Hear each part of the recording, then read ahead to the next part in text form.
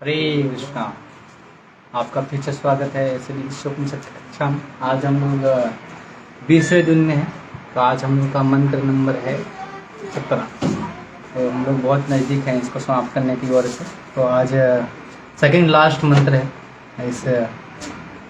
इस उपनिषद की कक्षा में। तो हम लोग इसको करेंगे, शुरू करेंगे सारांश मंत्र 17 के साथ। तो आइए हम लोग देखते हैं आज मंत्र 17 को कैसे हम लोग इसमें आज हम लोग ने 15-16 मंत्र देखा कि कैसे भगवान को हम लोग क्या कर रहे हैं, प्रार्थना कर रहे हैं कि कैसे कि अपने मुख से जो तेज है उसको निकाल के हमारे अपना मुख का दर्शन करें। उसके बाद अभी मंत्र 17 और 18 में हम लोग देख रहे हैं कैसे कि भगवान कैसे हम लोग इसमें आज हमने टॉपिक दिया आर्ट ऑफ डाइंग। हम लोग ने आर्ट ऑफ लिविंग पढ़ा था, आज हम पढ़ेंगे आर्ट ऑफ डाइंग, मृत्यु की कला। कैसे हम अपने अंतिम समय में कैसे हम मरते हैं, किस भाव में मरते हैं और कैसे मरना चाहिए, वो कला हम लोग सीखेंगे। तो आज वही उसी के बारे में है जो 17-18 में ऐसे दिखाया जाएगा। तो हम आज पहले प्रार्थना करेंगे, उसके बाद हम लोग स्टार्ट करेंगे इसके बारे में। ओम ज्ञानतिमिरन्धस्य ज्ञानाञ्जना शलाकया चक्षुरुन्मिलितं तस्मै श्रीगुरवे नमः। श्रीजगन्नाथं स्थापितं येन भूतले स्वयं रूपा कदा मह्यं ददाति स्वपदान्तिकम्। वन्देऽहं श्रीगुरुपदकमलं श्रीगुरून् वैष्णवं च श्रीरूपं साग्रजातं सहगणरघुनाथं ससजीवं श्री साधुतं भावयुतं परिणा सहितं कृष्ण चैतन्यं श्री राधा कृष्ण पदांशा विशाखा वितांश नमामि विष्णुपादाय कृष्णपृष्ठाय भूतले सिंधु सत्यवेदांत स्वामी की नामे नमस्ते सरस्वते देवे गौरवाणी प्रचारिणे निर्विशेष शून्यवादी पार्श्वदेशताय जय श्री कृष्ण चैतन्य प्रभु नित्यानंद श्री अद्वैत गदाधर श्रीवासादि गौर भक्तवृंद। हरे कृष्णा कृष्णा कृष्णा हरे हरे, हरे राम राम राम हरे हरे। ओम नमो भगवते वासुदेवाय। ओम नमो भगवते वासुदेवाय। ओम नमो भगवते वासुदेवाय। ओम नमो भगवते वासुदेवाय। ओम नमो भगवते वासुदेवाय। ओम नमो भगवते वासुदेवाय। हम आज पढ़ रहे हैं मंत्र 17। तो वायुर अनिलम अमृत इदम अथ इदम भस्मांत शरीरम। वायुरनिलमृतं तेरं भस्मान्तं शरीरम्। ओम कृतो स्मर कृतं स्मर। ओम क्रतो स्मर कृतं स्मर।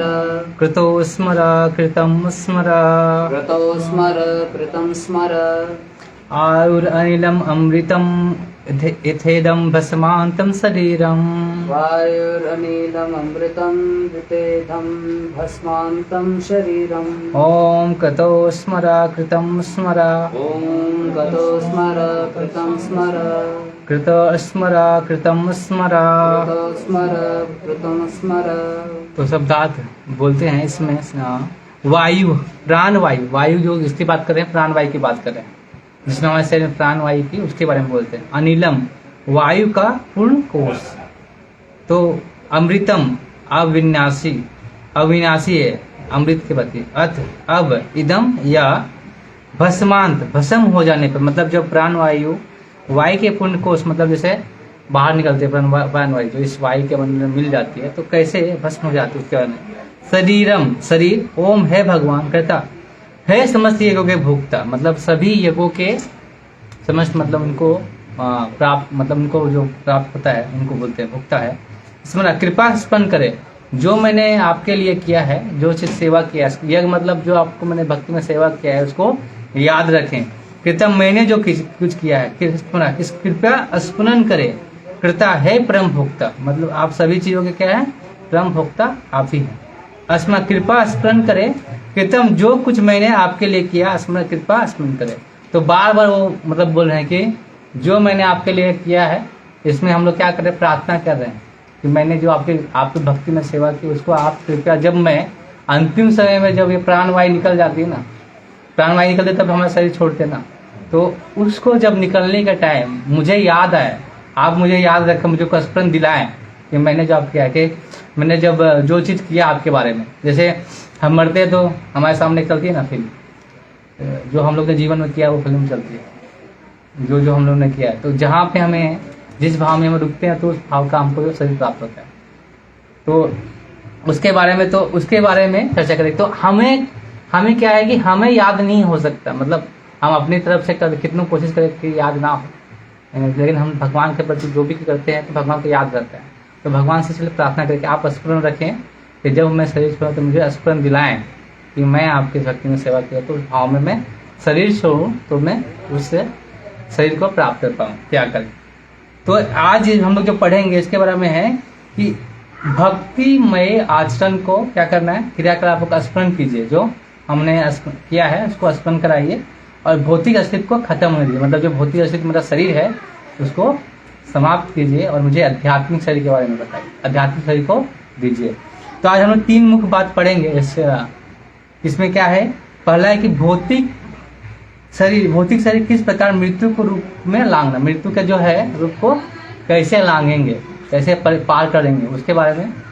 फिर शरीर को छोड़ते समय क्या करना चाहिए उस आध्यात्मिक शरीर को प्राप्त करने के लिए। तत्पश्चात आध्यात्मिक शरीर को पुनः भगवान के साथ कैसे संबंध जोड़ना है उसके बारे में पढ़ेंगे। तो आज उसी के बारे में पढ़ना है, कैसे हम स्मरण कराएंगे भगवान, कैसे हम जो भक्ति में सेवा किए हैं। तो वही पहला कि भौतिक शरीर क्या है, बाह्य आवरण है, कैसे है, शरीर त्याग करने का सर्वोत्तम मार्ग क्या है, हम शरीर को त्याग करें तो सर्वोत्तम मार्ग कौन सा है, और जो भाव में शरीर को त्याग करते वैसा शरीर हमको मतलब त्याग करते शरीर प्राप्त होता है। 8वां में भगवान हमें सेवा को कभी को भूलते नहीं है, और कृष्णा कृपा के बिना भक्ति में सेवा प्राप्त कर सकते, कृष्णा कृपा को भक्ति में सेवा से प्राप्त कर सकते हैं, भागवतम वर्णन करता है श्लोक के माध्यम से भक्ति के बारे में, कौन से श्लोक में करते हैं। और 13 से 15 भक्ति द्वारा मृत्यु की परीक्षा की तैयारी। हमारी परीक्षा क्या है, जिंदगी की परीक्षा मृत्यु, वो जो सरप्राइज टेस्ट है वो कभी बता के नहीं आते। जैसे हम लोग एग्जाम बताते हैं ना कि एग्जाम कल होगा, लेकिन आपको पता नहीं कि मृत्यु कब होगी, उसकी तैयारी करते रहना चाहिए। हम लोग बोलेंगे नहीं बुढ़ापा के टाइम हम तैयारी करेंगे, तो कैसे पता कि आप बुढ़ापा तक पहुंच रहे हैं, आपको पता है कि बुढ़ापा होगा आपका। किसी का 24 साल तक ही लिखा है और जन्म मतलब मृत्यु उसका 24 साल में, तो बोले हम 24 साल के बाद तैयारी करेंगे, तो उससे पहले तो मृत्यु हो रही है। तो परीक्षा कभी भी आ सकती है, मृत्यु की परीक्षा सरप्राइज स्टेज जैसा है, तो कभी भी लिया जा सकता है। तो हमें तैयारी शुरू कर देना चाहिए, जब भी हो उसी से तैयारी करना चाहिए। तो फर्स्ट पढ़ेंगे, फर्स्ट में भौतिक शरीर का बाह्य आवरण। यह क्षणभंगुर शरीर निश्चय ही पराया वस्त्र है।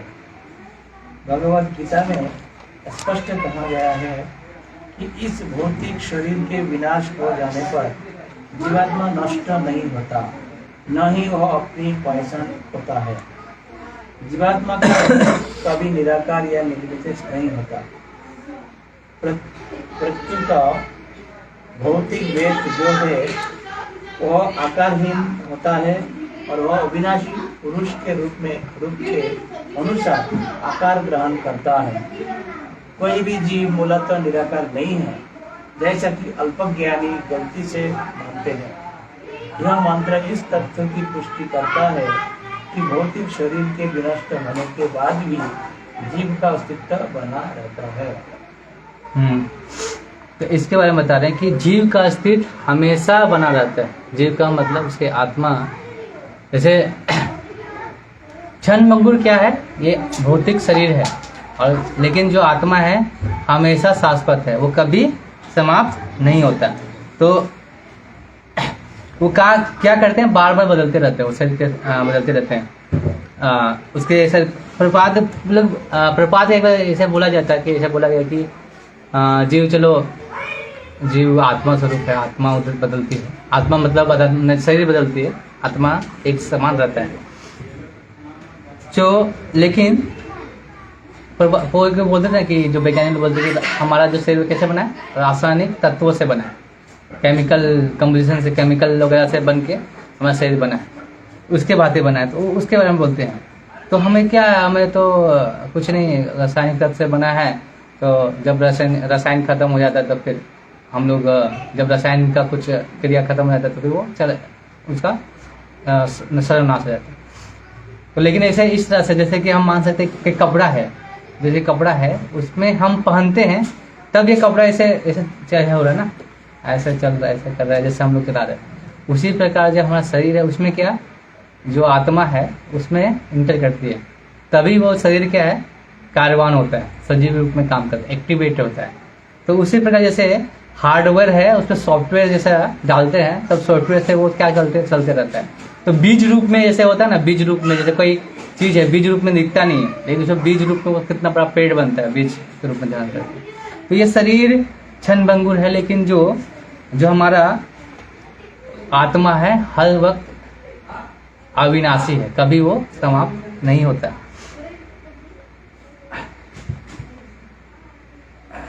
तो नेक्स्ट पढ़ेंगे, नेक्स्ट के बारे में, इसके बारे में। भौतिक जगत में प्रकृति जीवों को उनकी इंद्रिय तृप्ति की प्रवृत्तियों के अनुसार विभिन्न प्रकार के शरीर प्रदान करके विचित्र कार्य कुशलता का प्रदर्शन करती है।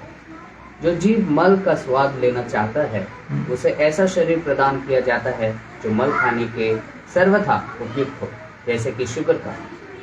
इसी तरह जो दूसरे पशुओं का मांस खाना और रक्त पीना चाहता है उसे उपयुक्त दांतों और पंजों से युक्त व्याघ्र का शरीर प्रदान किया जाता है। मनुष्य न ही मांस खाने के निमित्त बना है, न ही वह मल का स्वाद लेना चाहता है, चाहे वह अपनी निपट आदिम अवस्था में ही क्यों न हो। मनुष्य के दांत इस तरह बने हैं कि वे फल तथा शाक को काट कर चबा सके, यद्यपि उसे 2 कुकर दांत प्रदान की गई है, जिससे आदिम अवस्था के मनुष्य यदि चाहे तो मांस खा सके।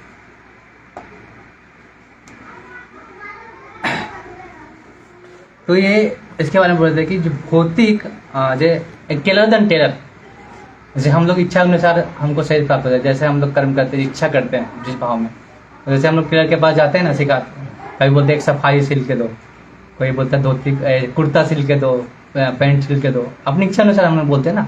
फिर कुछ समय के बाद बोलेंगे नहीं हमको ये नहीं चाहिए, सफाई सिलने नहीं बोले थे हम, ये सिलने बोले थे, तो फिर बोलेंगे नहीं आपने तो यही इच्छा की थी, तब को ये तो मिलेगा ही, ताकि आपने इच्छा की थी, आपने पूछा तो वो आपको वो कपड़ा सिल के दे दिया।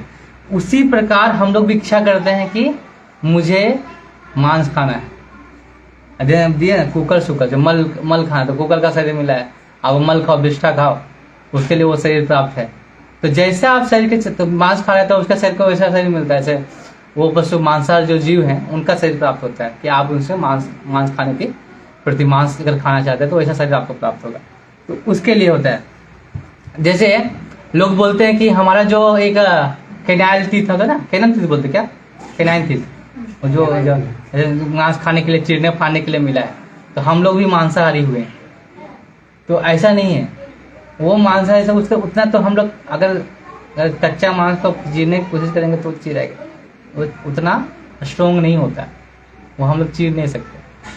तो ठीक है, अगर वो कैनाइन टीथ मिला है तो नेचुरली मीट ईटिंग करो ना, तेल मसाला डाल के क्यों खाना।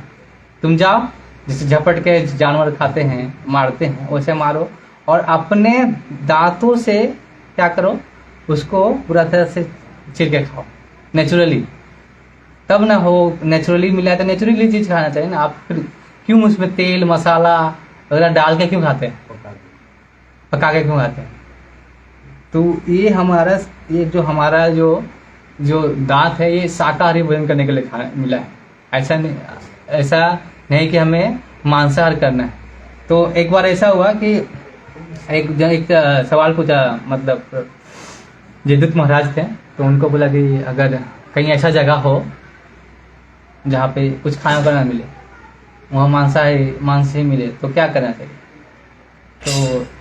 तो उस जगह कैसे बोलेंगे कि हाँ खा लेना, जयदीप महाराज ने ऐसा पूछा कि तुम कितनी ऐसा जगहों पे गए हो जहाँ पे तुमको सिर्फ मांसाहार वाला और कहीं कुछ ऐसा कुछ नहीं मिला है, बोला कोई जगह पे नहीं गया, तो फिर क्यों पूछना अभी? तो पूछ क्यों रहे हो तुम? हाइपोथेटिकल क्वेश्चन कुछ पूछ रहे हो, ऐसा जगह कहीं है ही नहीं अभी, तुम पूछ क्यों रहे? तो ऐसे सवाल पूछते हैं लोग, लेकिन ऐसा कोई जगह नहीं है जहाँ पे, तो बहुत जगह ऐसे हैं जहाँ पे ऐसे कम्बोडिया, इंडोनेशिया जगह ऐसा जगह है जहाँ पे ऐसे नहीं मिलते हैं, फिर भी कुछ ऐसा आइटम है जो शाकाहारी हैं। हमारे एक ऐसे गुरु भाई थे, उधर महाराज ने एक स्टार्ट किया था प्रीचिंग प्रोग्राम, वहाँ पे जगह मिला था, इंडोनेशिया कम्बोडिया कोई जगह था तो मुझे याद नहीं। वहाँ पे सिर्फ जो उड़ने वाली चीज़, जो ये चीज़ है ना, वो एरोप्लेन छोड़कर सब कुछ खाते हैं, मतलब सब कुछ जो वो है सब कुछ खा रहे हैं, जो उड़ रहा है सबको पकड़ के खाते हैं। वहाँ पे महाराज ने प्रीचिंग किया। वहाँ पे एक कुछ चावल वगैरह कुछ नहीं होते हैं, आपको कुछ ऐसा कुछ मिलेगा ही नहीं खाने का। फिर भी वो एक नारियल का ही में उसको ही कुछ ऐसा बना के ऐसे खाते थे वो शाकाहारी। अगर रोज ऐसे ही खा के वो लोग ने 3 साल प्रीचिंग किया था ऐसे।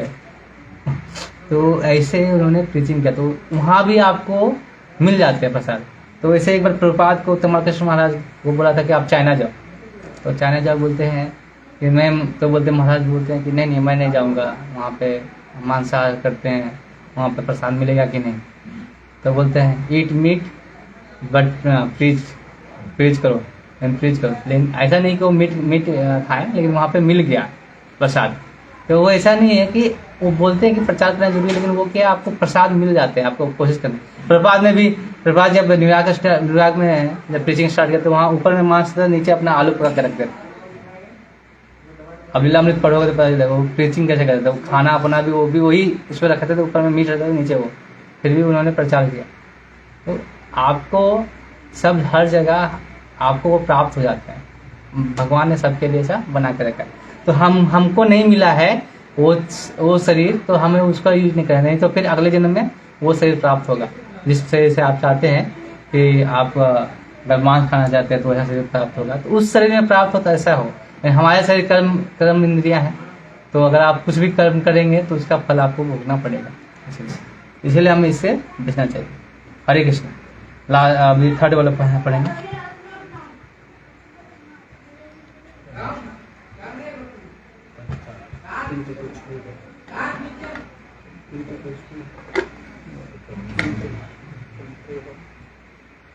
किंतु कुछ भी हो, समस्त पशुओं तथा मनुष्यों के भौतिक शरीर जीव के लिए अस्वाभाविक है। वे जीव की इंद्रिय तृप्ति की इच्छा के अनुसार बदलते रहते हैं। विकास क्रम में जीव एक शरीर बदलकर दूसरा शरीर ग्रहण करता है। जब यह संसार जल से पूर्ण था तो जीव ने जलीय रूप जलचर योनि धारण किया। फिर वह साप जीवन में गया और उसे पार करके कीट जीवाणु में आया। फिर कीट से पक्षी जीवन में, पक्षी से पशु जीवन में और पशु जीवन से मनुष्य जीवन में आया।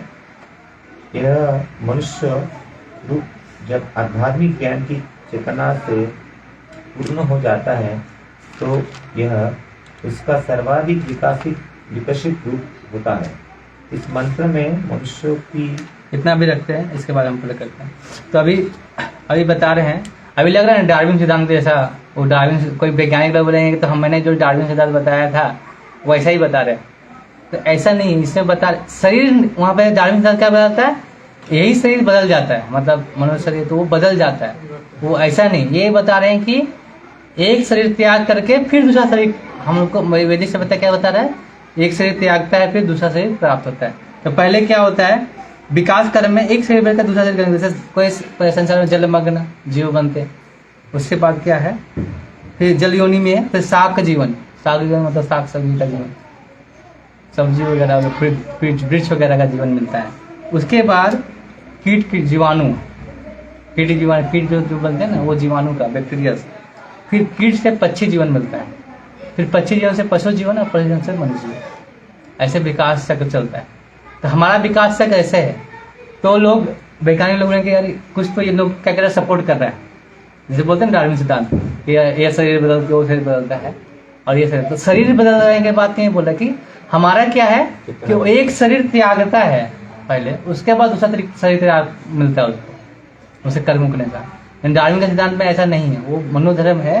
वो क्या कर रहे हैं कि वो बोल रहे हैं कि हमारा शरीर बदल रहा है ना, हमारे शरीर त्याग करके दूसरा शरीर बदल रहा है, ऐसा बता रहे। तो वैदिक से बताऊँ हमारा जो शरीर के एवोल्यूशन है, चेतना का एवोल्यूशन। हाँ, चेतना का एवोल्यूशन हम लोग। जैसे मनुष्य होने में भी कितने लाख टाइप हैं? 4 लाख 4 लाख तो आप बोलेंगे 4 लाख योनि है, 84 लाख, वो 84 लाख कुल टोटल है मनुष्य योनि का, 4 लाख उसमें। तो 4 लाख में योनि में 84 लाख टोटल बता रहे हैं, उसमें से मनुष्य योनि का 4 लाख योनि का टाइप, मतलब 4 लाख कैसे? 4 लाख मनुष्य योनि ऐसा बता, अलग अलग है ना। 84 लाख पूरा टोटल है, अलग अलग योनियां, कीट जीवाणु वृक्ष वगैरह, तो उसमें से 4 लाख कैसे? 4 लाख योनि है उसमें टाइप, नहीं मतलब किस तरीके से, कैसे कैसे चेतना के अनुसार से। मलेच्छ। जैसे उसमें सबसे ऊपर जैसे मान लीजिए देवता लोग हैं 4 लाख योनि में, ऐसे ऊपर में चेतना, उसमें बहुत सारे गंधर्व हैं और बहुत सारे और ऐसे ऐसे लोग हैं। उसके बाद भी बीच में मनुष्य ऐसा कुछ चेतना है, मनुष्य के नीचे भी लोग हैं, उसके चेतना के नीचे भी चेतना लोग हैं ऐसे। तो मनुष्य में जो मनुष्य नाम आया तो वो सिर्फ एक ही चेतना कहलाएगी या मनुष्य में भी डिवाइड होगा? मनुष्य का देखिए, मनुष्य का एक कैटेगरी हुआ, उसमें अलग लेवल्स हैं कि वो इतने लेवल्स में लोग चेतना के अनुसार बढ़े हुए, मनुष्य में भी ऐसा बोले। हाँ। जैसे जैसे हमसे ऊपर चेतना किसका है? देवता लोग का है, जो चेतना से तो ऊपर है, हम लोग से ऊपर है ना। हाँ, हम लोग से चेतना ऊपर है ना, और हम लोग से नीचे लोग चेतना किसका है? हम लोग से नीचे भी चेतना बहुत सारे लोगों का है। हाँ, तो अलग अलग चेतना के लोग हैं, चेतना के अनुसार योनियां हैं वो 4 लाख मनुष्य योनि। तो जैसे पक्षी है तो हर एक तरह के पक्षी थोड़ी है, उसमें भी टाइप है ना, उसमें तो 9 लाख है, तो उसमें पक्षियाँ तो हमें दिखाई देते हैं। हाँ। मनुष्य में तो मनुष्य ही दिखाई कैसे दिखा देते हैं? है ना लोग। अब चेतना के अनुसार देखो, हर लोग एक जैसा चेतना है क्या? नहीं। तो हम ही में से कितने लोगों का अलग अलग चेतना है? तो मैं वही चीज कह रही कि जो मनुष्य है तो मनुष्य एक चेतना कहलाया जाएगा या मनुष्य डिवाइड होके बहुत सारी चेतना है? बहुत सारी चेतनाएं में ऐसे करके बोल सकते हैं। अच्छा, वो टाइप है, मतलब 4 लाख जो मनुष्य योनि है उसमें भी चेतना के अनुसार लोग बटे हुए, ऐसा बोले। ऐसा नहीं कि 4 लाख संख्या है, ऐसा नहीं। तो ऐसा तो बोलेंगे तो 1 लाख 40,000 तो हम एक तो इंडिया में ही 1 अरब से 40 करोड़ लोग रहते हैं ना, तो वो मनुष्य योनि में है ना, वो चेतना के हिसाब से 4 लाख इसको ऐसा बोले लेवल के अनुसार। नहीं जैसे ब्राह्मण की चेतना अलग, उसकी अलग, ऐसे करके हाँ? वो चेतना डिवाइड होगी फिर? क्या जैसे ब्राह्मण की चेतना अलग, ब्राह्मण तो मनुष्य योनि है ना, मनुष्य योनि में बोल तो रहे हैं। मनुष्य पूरा एक कहला जाएगा, एक चेतना, एक चेतना नहीं है। एक यूनि कहला जाएगी, मतलब मनुष्य यूनि। जैसे 4 लाख यूनि है हाँ। तो उसमें से सारे मनुष्य की एक यूनि कहलाई जाएगी, सिर्फ एक यूनि में काउंट होंगे वो, सिंगल यूनि। हाँ, वो मनुष्य की योनियां हैं, लेकिन चेतना के, वो सही बोल रहे हैं कि मनुष्य की योनियां हैं, लेकिन वो चेतना के हिसाब से अलग अलग है, ऐसा बोल रहे हैं। अच्छा, तो उसके बाद 4 लाख डिस्कस में करेंगे count थोड़ा उसके बाद, अभी इसके लास्ट में क्या कि इसका भाष थोड़ा, इसका थोड़ा कॉम्प्लिकेटेड लगता है। लोग, हम मेरे को भी कन्फ्यूजन है कि कन्फ्यूजन होता है कभी कभी कि जैसे लोग बोलते हैं ना कि 4 लाख योनियां है चेतना के अनुसार है, कि 4 लोग टाइप है या 4 लोग हैं, ऐसा मनुष्य, ऐसा चेतना के अनुसार। तो ऐसा कुछ हमको बाद में डिस्कस करेंगे लास्ट। तो लास्ट में सबसे ऊपर में चेतना क्या आता है? जैसे कीट पतंग पक्षी, तो पशु जीवन के बाद मनुष्य जीवन मिलता है। कितने का मतलब पशु जीवन जो बोलते हैं कि जो 4 पैर का जीव जब पशु बनता है उसके बाद मनुष्य जीवन मिलता है, या गाय का शरीर मिलता है तो उसके बाद मनुष्य का जीवन प्राप्त होता है किसी कोई 4 पैर वाला। जैसे गाय का लगभग होता है, गाय का कोई गाय का शरीर धारण कर लेता है तो अगले जन्म उनको मनुष्य का जीवन मिलता है। तो इसका है। तो इस मंत्र में आगे पढ़ेंगे, इस मंत्र में क्या है आगे। इस मंत्र में मनुष्य की इस आध्यात्मिक चेतना का सर्वाधिक विकसित रूप वर्णित है। मनुष्य को इस शरीर का त्याग करना चाहिए जो जलकर राख हो जाएगा, और प्राण वायु को शाश्वत वायु कोष में मिल जाने देना चाहिए। जीवन के सारे कार्यकलाप शरीर के भीतर विविध प्रकार की वायु के परिभ्रमण से, जिन्हें संक्षिप्त रूप में प्राण वायु कहते हैं, संपन्न होते हैं। योगी जन सामान्यतः शरीर में वायु को वश में करने का अध्ययन करते हैं। ऐसा माना जाता है कि आत्मा एक वायु चक्र से उठकर एक अन्य वायु चक्र तक उठता जाता है, जब तक कि वह सर्वोच्च चक्र ब्रह्म रंध्र में नहीं पहुंच जाता। इस बिंदु से पूर्ण योगी अपने आप को अन्य किसी इच्छित लोक तक ले जा सकता है। इसकी विधि यह है कि एक भौतिक शरीर त्याग कर दूसरे में प्रवेश किया जाए, लेकिन ऐसे रूपांतर की पूर्णता तभी संभव है जब जीव अपने इस भौतिक शरीर का सर्वथा परित्याग कर सके और जैसा कि इस मंत्र में सुझाव दिया गया है, आध्यात्मिक आकाश में प्रवेश कर सके, जहाँ वह सर्वथा भिन्न प्रकार का शरीर विकसित कर सकता है। एक आध्यात्मिक शरीर जिसकी ना तो कभी मृत्यु होती है ना कोई परिवर्तन। तो जैसे कोई भी इस संसार से कोई भी जैसे रॉकेट यात्री भी हैं, जो अंतरिक्ष यात्री भी हैं, तो इस शरीर में क्या करते हैं, आवरण पहनते हैं, तभी क्या जाते हैं, दूसरे लोक में जाते हैं, दूसरे ग्रह में जाते हैं। ग्रह में जाते तो एक आवरण पहनते हैं ना, तो उसी तरह ये शरीर का आवरण है इस जगत के लिए कि इस जगत में हम कैसे जीते हैं। तो ये आवरण क्या है, फिर आवरण को फिर उतारते हैं, तो ये आवरण क्या है, परमानेंट नहीं है। ये एक शरीर एक आपको इस जगत में रहने के लिए इस आवरण को प्राप्त कर दिया गया। जैसे आप कर्म में तो ऐसा शरीर मिलता है, जैसे वही बोल रहे हैं कुकर शुकर का शरीर मिल रहा है, जैसे आप कर्म करें किए हैं तो इसके अनुसार आपको वो शरीर प्राप्त हुआ है। तो हर चीज जो भी आप कर्म करते हैं उसके अनुसार आपको शरीर का प्राप्ति होता है। तो जो लोग करते हैं, योगी जन चाहते हैं ना कि बहुत लोग प्राणवायु, जो प्राणवायु होता है वही हमारा, ये देखिए यहाँ पे, यहाँ से नाप सकते हैं, यहाँ से यहाँ से यहाँ तक प्राणवायु का जो यहाँ से नाप सकते हैं। देख बेटा क्या माप सकते प्राणवायु का जो होता है, प्राणवायु चलता है उसका बता रहे प्राणवायु को कैसे मापेंगे? मापे मतलब यहाँ पे स्थान रहता है उसका बता रहे। हृदय तिष्ठति अर्जुन मतलब बोलते हैं ना, हाँ लेफ्ट साइड ऐसे नहीं, यहाँ से नापे, गला से यहाँ नाभि पेट तक जा रहा है, पास होता है ना प्राणवायु, भाई प्राणवायु के बारे में बता रहे हैं। तो प्राणवायु को बहुत योगी जन क्या करते हैं, उसको कंट्रोल करके क्या करते हैं, ब्रह्मरंध्र होता है यहाँ पे, इसमें यहाँ ब्रह्मरंध्र, वहाँ से फोड़ के अगर वो निकाल जाते हैं तो कुछ लोग जैसे कोई आदमी जैसे कैसे मरता है, कुछ लोग में जा रहा है, कैसे प्राप्त पता कर सकता है। इंद्रिय, जिस इंद्रिय से वो छोड़ तो उसको ऊपर, अगर जैसे कोई किसी का नीचे लोग से जाते हैं, किसी का पेशाब हो जाता है या फिर मल त्याग कर देता है तो गुदा द्वार से निकलता है, तो वो समझिए निम्न लोक में जा रहा है। इसके ऊपर जैसे जैसे शरीर छोड़ता है, जैसे मुंह में से जैसे सारे धप लगभग है इनका मुंह से ही जाता है, तो लगता है कुछ लोग जा रहे हैं नाभि के ऊपर, तो उससे पता चल जाता है कि आप किस लोक पे गया है।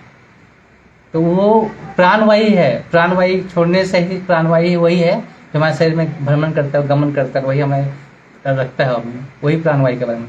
तो योगी जन क्या करते हैं, उसको ब्रह्मरंध्र से निकाल के उस लोगों को प्राप्ति के लिए वो लोग कंट्रोल करते हैं इसके द्वारा। इसकी विधि है कि एक भौतिक शरीर का त्याग कर दूसरा शरीर प्रयास करते हैं, लेकिन इसकी रूपांतर पूर्णतः तभी संभव है जब जीव इस भौतिक शरीर का सर्वथा परित्याग करे, और इसका इस मन से सुझाव दिया जा रहा है कि आध्यात्मिक प्रवेश जहाँ तक सर्वथा भिन्न प्रकार का शरीर विकसित कर सकता है। ये आध्यात्मिक शरीर जिसकी कभी मृत्यु ना आता है, यहाँ कोई परिवर्तन होता है।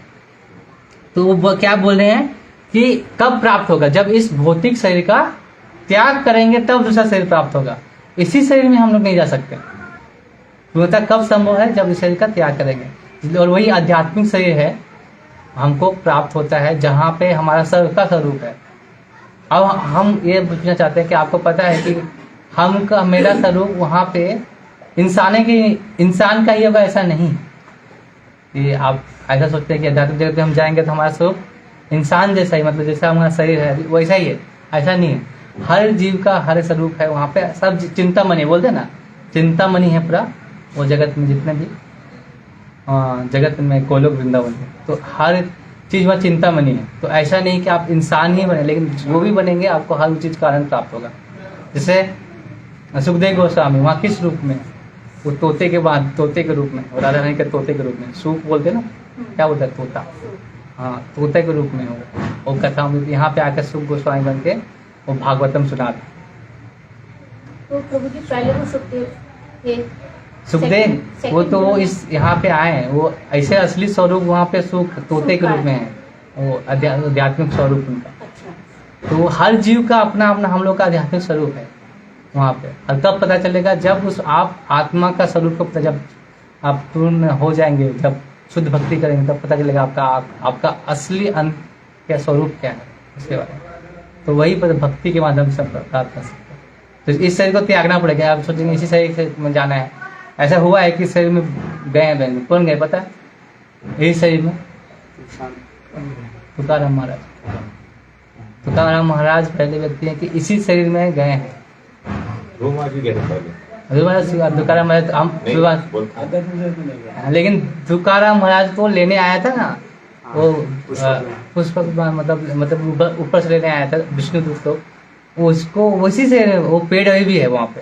और हर जिस दिन वो गए हैं उसमें, हाँ देहू में है, तो वो सोचिए वहाँ पे अपने शरीर साथ शरीर गए हैं आज तक, आज तो कोई नहीं गया इस शरीर में। तो कैसे संभव हुआ ये सिद्धांत के अनुसार? तो सिद्धांत तो भक्ति यही है ना, भक्ति है, सब कुछ सिद्धांत को ऊपर है। इसीलिए बोलते हैं ना कि हम लोग बोले कि शरीर त्याग करेंगे तब हम आध्यात्मिक शरीर प्राप्त होंगे, लेकिन ऐसा बिना वो सब शरीर चले गए। अब इसका उदाहरण में क्या बोल सकते हैं हम?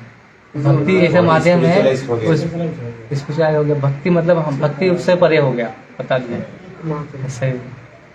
तो यही है, हम भक्ति सबसे ऊपर है। ये सब जो रजो तमो ये जितने गुण हैं सबसे परे होता है भक्ति। एक भक्त जो भगवान है तो गुण सबसे परे होते हैं, भक्ति भी उसे सबसे परे होता है। तो इसी मृत्यु आध्यात्मिक जब आध्यात्मिक शरीर आध्यात्मिक शरीर मिलेगा तो हमको जो मृत्यु हम लोग को होती है शरीर का, वो मृत्यु नहीं होगा, फिर हमेशा आप अमर है अमृत की वजह से। नेक्स्ट बढ़ेंगे, चौथा से पांचवा शरीर त्याग करने का सर्वोत्तम मार्ग। हम अब शरीर कैसे त्याग करना चाहिए? हमको शरीर करता है, शरीर मिल रहा है, त्याग करने के कैसे त्याग करेंगे उसके बाद पढ़े। भौतिक जगत में प्रकृति जीव को उसकी इंद्रिय तृप्ति की विभिन्न इच्छाओं की पूर्ति के लिए शरीर बदलने के लिए बाध्य करती है। यह इच्छाएं विभिन्न योनियों के रूप में प्रकट होती हैं। एक कीड़े से लेकर सर्वाधिक श्रेष्ठ देहधारी ब्रह्मा तथा देवताओं के शरीरों के रूप में इन सभी जीवों के शरीर विभिन्न शरीरों के रूप में पदार्थ से बने होते हैं। बुद्धिमान मनुष्य इन शरीरों की विविधता में नहीं अपितु इनके आध्यात्मिक स्वरूप में एकत्व देखता है। वह आध्यात्मिक स्फुलिंग जो परमेश्वर का अंश है एक ही है, चाहे वह शुक्र के शरीर में हो या देवता के शरीर में। जीव अपने पाप से पुण्य कर्मों के अनुसार विभिन्न शरीर धारण करता है। मनुष्य शरीर सर्वाधिक विकसित है और पूर्ण चेतना से युक्त है। भगवद गीता के अनुसार अनेकानों जन्मों तक ज्ञान का अनुशीलन करने के बाद सर्वाधिक श्रेष्ठ मनुष्य भगवान की शरण ग्रहण करता है। ज्ञान का अनुशीलन अपनी पूर्णता को तब प्राप्त होता है जब ज्ञाता परमेश्वर वासुदेव की शरण में आने के बाद तक पहुंच जाता है। अन्यथा अपने आध्यात्मिक स्वरूप का पूर्ण ज्ञान प्राप्त कर लेने पर भी यदि वह यह नहीं जान पाता कि सारे जीव उस पूर्ण के शाश्वत अंश है और वे कभी पूर्ण नहीं बन सकते, तो वह इस भौतिक संसार में पुनः आ गिरता है। उसे सचमुच गिरना ही पड़ेगा, भले ही वह ब्रह्म ज्योति से एकाकार क्यों न हो चुका हो। तो इसमें क्या बोले, भौतिक जगत में प्रकृति क्या करती है, जीव चाहता है इंद्रिय तृप्ति, जो इच्छा करता है उसी के अनुसार उसको शरीर प्राप्त होता है। जैसे कोई एक व्यक्ति है, बहुत गरीब है, पहले क्या था उसके पास साइकिल था, फिर कुछ पैसा जमा किया, उसके बाद उन्होंने क्या खरीदा, एक रूना खरीदा। रूना बाइक समझ रहे हैं, बाइक खरीदा रूना वाला, छोटा बाइक खरीदा। फिर जो कुछ पैसा हुआ तो बड़ा थोड़ा बाइक खरीदा, कुछ और पैसा हुआ तो फिर 4 व्हीलर खरीदा, कुछ और पैसा हुआ तो बड़ा गाड़ी मर्सिडीज खरीदा, और मर्सिडीज ऐसा खरीदा। तो फिर कुछ पैसा हुआ तो जेट विमान खरीदा। जेट विमान मतलब देवताओं का शरीर प्राप्त हुआ। फिर कुछ समय बाद सारा कुछ खत्म हो गया, फिर से सारा कुछ खत्म हो गया, फिर वापस ऐसे आ गया, फिर गरीब हो गया। उसी प्रकार हमें जैसे जैसे इच्छा करते हैं उसे पुण्य कमा के जैसे जैसे हमको शरीर प्राप्त होता है। जैसे हमको जैसे बता रहे कि जलचर बने, फिर कुछ उसके बाद कुछ शाक जीवन मिला, ऐसे फिर कीट का जीवन फिर मिला, फिर पक्षी का, फिर उसके बाद अलग अलग जीव, फिर देवताओं तक भी जाते हैं, फिर वहाँ से फिर लोग फिर वापस आना पड़ता है। तो वो जब कहते हैं पैसा खत्म हो गया फिर वापस आए, तो इससे पुण्य खत्म हो जाता है, फिर से वापस आए। तो हम लोग जो इच्छा करते हैं उसके अनुसार हमें वो प्राप्त होता है, वैसा शरीर प्राप्त होता है। तो वही बोलते ना कि बहुजन्म बहुना नाम जन्मन्ते ज्ञान महाप्रबंधते, बोलते ना बहुत जन्मों के बाद क्या है, किसी को भगवान के बारे में पढ़ने सुनने और उनके बारे में जानने को मिलता है। बहुना नाम जन्मन्ते ज्ञान माना प्रबलन्ते वासुदेव सर्मिति सह महात्मा सुदुर्लभ। मतलब ऐसे महात्मा बहुत दुर्लभ हैं जो बहुत जन्मों के बाद अनेकानेक आपको मिला ये मनुष्य जीवन, तो बहुत जन्म हुए हैं। ऐसा नहीं कि आपको आज, उसमें भी भगवान की भक्ति, भगवान के बारे में जानने के लिए वो महात्मा सुदुर्लभ, वासुदेव सर्मिति स महात्मा सुदुर्लभ, मतलब बहुत दुर्लभ है। मनुष्य जीवन तो दुर्लभ है, उससे सुदुर्लभ क्या है, भगवान के बारे में पढ़ना, भगवान के बारे में जानना। तो ऐसे ना, जैसे यहाँ पे लिख रहे ना कि देखो आध्यात्मिक स्फुलिंग जो परमेश्वर का अंश है, एक ही है, चाहे वो शुक्र का शरीर हो चाहे देवता का। तो जो शुद्ध भक्त है वो भेद नहीं करते हैं, जैसे कि किसी का शरीर है शुक्र का, ऐसा तो लोग वो जानते हैं कि अब क्या है, आत्मा है, लेकिन क्या वो एक शरीर में फंसा हुआ है, इनसे उनको निकलना है। तो वो शरीर हम क्यों प्राप्त करें, अपनी इच्छा के अनुसार करें। भगवान तो कभी नहीं, आप चाहते हैं कि हम इंद्रिय तृप्ति करें, इसीलिए वो उसको उसकी इच्छा के समान, आपकी इच्छा के अनुसार आपको शरीर प्राप्त कर रहे हैं कि आप उसको भोग कर सकें। तो वही है कि अपने आध्यात्मिक स्वरूप का ज्ञान प्राप्त करना, यदि वह ज्ञान नहीं जान पाते तो सारा जीव उन्हें पूर्ण का शाश्वत अंश है और वो स्वयं कभी भी पूर्ण नहीं बन सकता। तो उसका एक बहुत ही समय पूर्ण पतन होता है। जब तक आप पूर्ण आत्मा तक नहीं जाएंगे, जब तक भगवान से जब तक जुड़ेंगे, तब तक आपको ये जन्म मृत्यु में फंसे रहना पड़ेगा, जन्म मृत्यु जरा भी। तो ब्रह्म ज्योति आपका क्यों ना ब्रह्म ज्योति पर एकाकार हो जाए, फिर भी आपको वापस आना पड़ेगा। अच्छा, नेक्स्ट पढ़ेंगे 5वां। जैसे कि हमने पिछले मंत्रों से जाना है, भगवान के दिव्य शरीर से उद्भूत होने वाली ब्रह्म ज्योति आध्यात्मिक स्फुलिंग से परिपूर्ण है, जो अस्तित्व की पूर्ण चेतना से युक्त व्यष्टि जीव है। कभी कभी ये जीव इंद्रियों का भोग करना चाहते हैं और तब उन्हें भौतिक जगत में रख दिया जाता है, जिससे वे अपनी इंद्रियों के आदेशानुसार नित्य स्वामी बन सके। स्वामी बनने की इच्छा जीवों का भवरोग है, क्योंकि जीव इंद्रिय भोग के वशीभूत होकर इस जगत में विभिन्न शरीरों में देहांतर करता रहता है। ब्रह्म ज्योति से एकाकार होना परिपक्व ज्ञान का प्रतीक नहीं है। भगवान के प्रति पूर्ण आत्मसमर्पण करने तथा आध्यात्मिक सेवा भाव विकसित करने पर ही कोई सर्वोच्च सिद्धि प्राप्त कर सकता है। तो इसमें क्या बोल रहे हैं कि अगर जीव इंद्रिय भोग करना चाहता है, लेकिन भोग में स्थानांतरित कर दिया जाता है, इसीलिए क्या जो भोग करना चाहता है क्या भेजा जाता है इसमें भौतिक जगत में कि आप इंद्रिय भोग करो, आप इसके लिए आपको ये अलग से बना के दिया जा रहा है। तो उसके अनुसार फिर क्या, जब इसी तरह वो क्या करता है, जिस तरह जैसे इच्छा करता है जैसे क्या होता है, शरीर का बार बार परिवर्तन होते रहता है, देहांतर होते रहता है। तो ब्रह्म ज्योति से एकाकार होना पर ज्ञान का प्रतीक नहीं है। अगर आप चाहते हैं कि हम सोचते हैं कि ब्रह्म ज्योति में हम एकाकार हो जाएंगे तो सब कुछ होगा, वैसा नहीं। जब तक आप भगवान के पूर्णता से, मतलब जो भगवान के आध्यात्मिक स्वरूप के बारे में नहीं जानेंगे, आत्मसंस्मरण नहीं लेंगे, तब तक आप पूर्ण नहीं हो सकते। इसके लिए बता रहे हैं। अब 6 to 7 किस भाव में शरीर को त्याग करेंगे तो कैसा शरीर हमको वैसा से प्राप्त होगा। इस मंत्र में जीव अपने भौतिक शरीर तथा भौतिक वायु को त्याग कर ईश्वर के आध्यात्मिक साम्राज्य में प्रवेश करने के लिए प्रार्थना करता है। भक्त तो भगवान से प्रार्थना करता है कि वे उसके उन कार्यकलापों को तथा यज्ञों के स्मरण करें जिन्हें उसने अपने भौतिक शरीर के भस्म होने के पूर्व संपन्न किया था। ये प्रार्थना वो मृत्यु के समय अपने विगत कर्मों तथा अपने चरम लक्ष्य की पूर्ण चेतना रहते हुए करता है। जो व्यक्ति भौतिक प्रकृति के वश में पूर्ण रूपेण रहता है, वह अपने भौतिक शरीर के अस्तित्व काल के सारे जघन्य कार्यों का स्मरण करता है और इसके फलस्वरूप मृत्यु के बाद दूसरा शरीर प्राप्त होता है। यम यम वापि स्मन भावम तजन्ते कलेरम तम तम वेति कौन्तेय सदा सदा भाव। तो इसमें बता रहे हैं कि हे किंतु जब मनुष्य शरीर त्याग करता है तो अपना अस्तित्व जिस दशा में स्मरण करता है वो निश्चय ही प्राप्त करता है। इस तरह मन मरने वाले की जीव प्रवृत्ति को अगले जन्म में ले जाता है। तो अभी कोई इसमें बोलेगा, बहुत लोग सवाल करते हैं ना कि हम चलो लास्ट में करना है ना कि जिस भाव में हम लोग मरेंगे तो हम उस लोक में भगवान के धाम पहुंच सकते हैं। तो ऐसे एक बंदूक रखेंगे, हम भगवान का ध्यान देंगे और सीधे मारेंगे तो हम पहुंच जाएंगे, ऐसा भगवान का नाम लेके।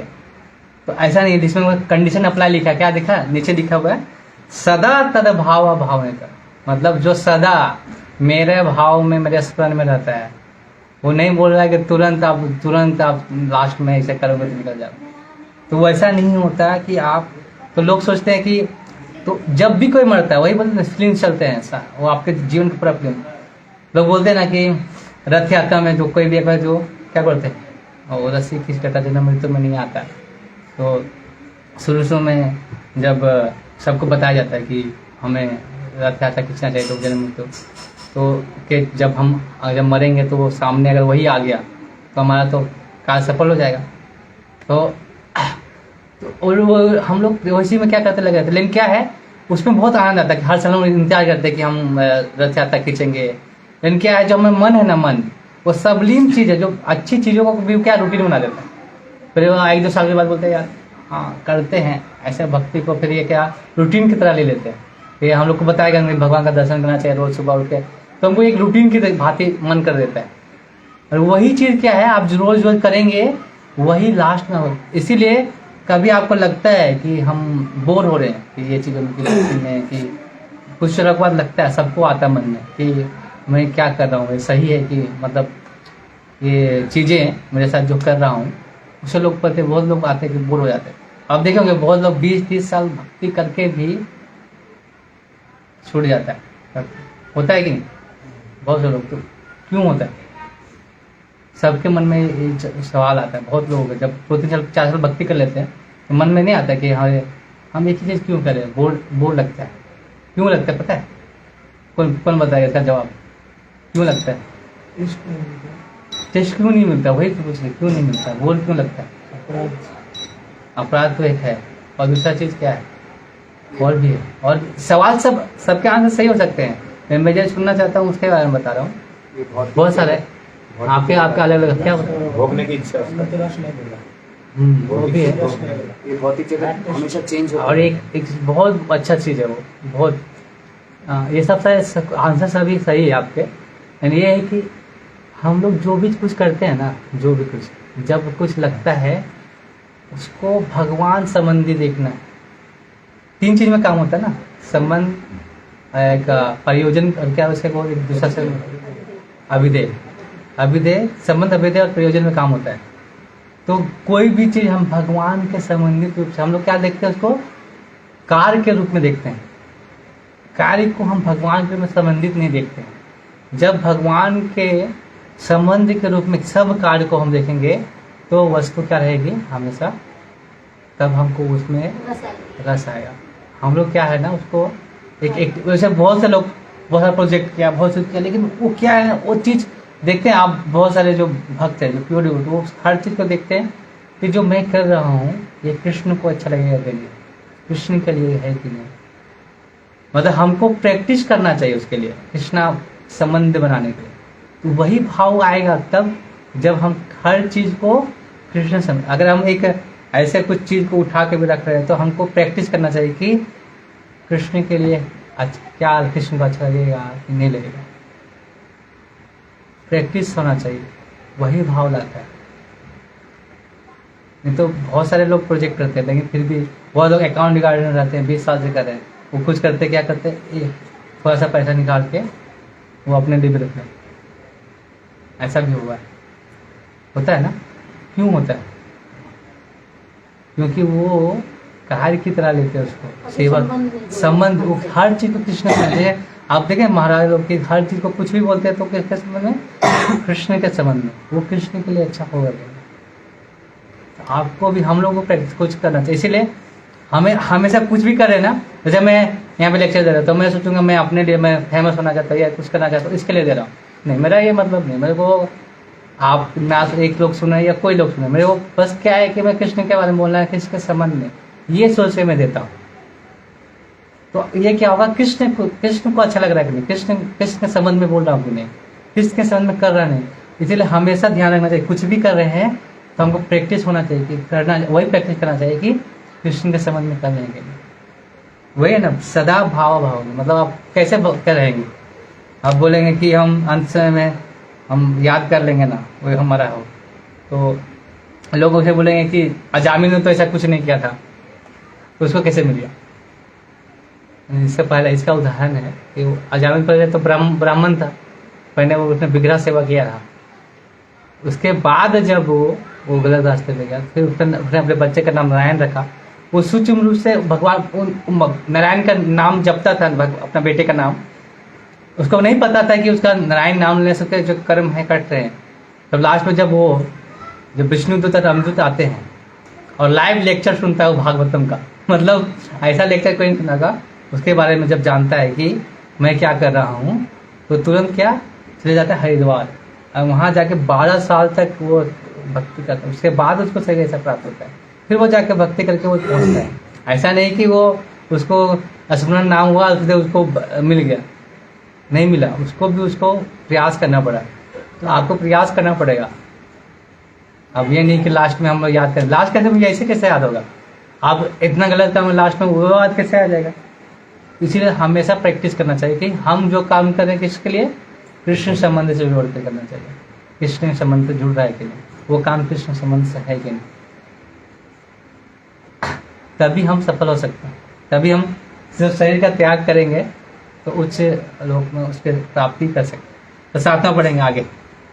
नेक्स्ट, विकसित मन से रहित सीधे साधे पशुओं के विपरीत मरते समय मनुष्य अपने जीवन के कार्यकलापों को रात्रि के स्वप्नों की तरह स्मरण कर सकता है। फलः उसका मन भौतिक इच्छाओं से अधिभारित रहता है, अतः वह आध्यात्मिक शरीर प्राप्त करके आध्यात्मिक जगत में प्रवेश नहीं कर सकता। किंतु भगवत भक्ति के अभ्यास से भक्तगण ईश्वर के प्रति प्रेम भाव विकसित कर लेते हैं।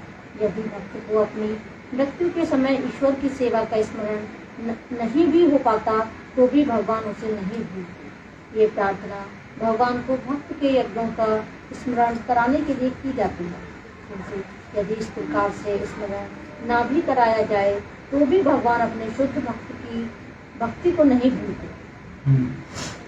तो जैसे है ना, भगवान किसी का भी मतलब थोड़ा सा भी आप भगवान के लिए करेंगे तो कभी नहीं भूलते। आप भगवान बहुत सारी चीज़ गलत कर दिए, भगवान भूल जाते हैं। जो कुछ आप भगवान की भक्ति के साथ कोई भी सेवा कर रहे हैं तो वो नहीं भूलते। जैसे पूतना है, पूतना वो आई थी वो भगवान को मारने के लिए, लेकिन वो उनको वो दूध पिलाए, इसीलिए वो धात्री का माता का उसको ऐसा जगह भी देते हैं। क्यों? हाँ, तो वो तीसरी माता वही तो धात्री के रूप में। तो भगवान उसको किस रूप में लिए वो उसको, तो वो तो मारने आए थे, लेकिन उसको क्या लिए, उनको धात्री रूप में उनको जगह दिया। तो भक्ति में सब कोई भी कुछ करता है तो भगवान हमेशा याद रखते हैं, तो भूलते नहीं हैं। तो हमें क्या है, हम लोग जो मरणासन में रहते हैं, जो भगवान जब वही बता रहे कि मरणासन में रहते हैं तो जो सपनों की तरह हमें मन में चलता है, वो सपनों के सपन होता है ना, हमें चलते हैं मन में, उसी के बाद हमें समझ चलता है। तो जैसे हम लोग इच्छा आध्यात्मिक शरीर आध्यात्मिक जगत में जाने की कोशिश करते हैं, उसके वजह से हम लोग वहाँ पहुँचते हैं। किंतु भक्तगण क्या करते हैं, भगवत भक्ति का अभ्यास ईश्वर के प्रेमा भक्ति विकसित करते हैं। क्या करते हैं? प्रेमा भक्ति विकसित करते हैं उसके अनुसार। तो और भगवान को क्या कर रहे हैं, ये बोल रहे हैं कि मेरे जो ने यज्ञ मतलब जिसने मैंने भगवान की भक्ति में सेवा की है उसको हमको लास्ट में स्मरण कराए। हम भूल जाएंगे, यानी क्या करें, भगवान से बोले, भगवान हमको स्मरण कराते हैं। तो जब हम भक्ति में सेवा करते रहते हैं, तब हमें छोड़ना नहीं है, जैसे तैसे भी है। हम पतन हो रहा है बार बार तो फिर भी करना है। जैसे हम रोज अगर पतन हो रहा है तो रोज हम उठ के फिर से प्रयास करना चाहिए। 16 मतलब पतन हो रहा है फिर से करना है। लोग बोलते हैं नहीं, थोड़ा सा कुछ हुआ पतन छोड़ दिया, छोड़ना नहीं है। इसी तरह भी भक्ति करना है, करते रहना है, छोड़ना नहीं है उसको, ऐसा तो करते रहना है। इसके बारे में चर्चा करें तो, और भगवान हमेशा वो भक्ति में सेवा को याद रखते हैं। फिर 8वां से 9वां, तो कैसे वो सेवा को भूलते नहीं है, 8वां 9वां में बता रहे। पढ़िए। भगवान ने भगवद गीता में अपने भक्तों के साथ अपने घनिष्ठ संबंध का स्पष्ट वर्णन किया है। यदि कोई अत्यधिक घृणित कर्म भी करे, किंतु यदि वह भक्ति में प्रवृत्त रहे तो भी उसे साधु सदृश माना जाना चाहिए, क्योंकि वह अपने संकल्प में ठीक तरह दृढ़ बना हुआ है। वह तुरंत सदाचारी बन जाता है और चिर शांति प्राप्त करता है। हे कुंती पुत्र, निर्भीक होकर घोषित कर दो कि मेरा भक्त कभी नष्ट नहीं होता। हे प्रतापुत्र, जो मेरी शरण में आते हैं, चाहे वे नम्र जन्मा स्त्री, वैश्य तथा शूद्र क्यों न हो, परम गंतव्य को प्राप्त कर सकते हैं। वे पुण्यतमा ब्राह्मणों, भक्तों तथा राज ऋषियों का क्या कहना।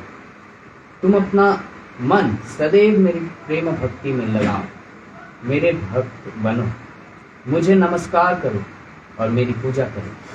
मुझ में लीन रहने पर तुम निश्चित रूप से मेरे पास आओगे।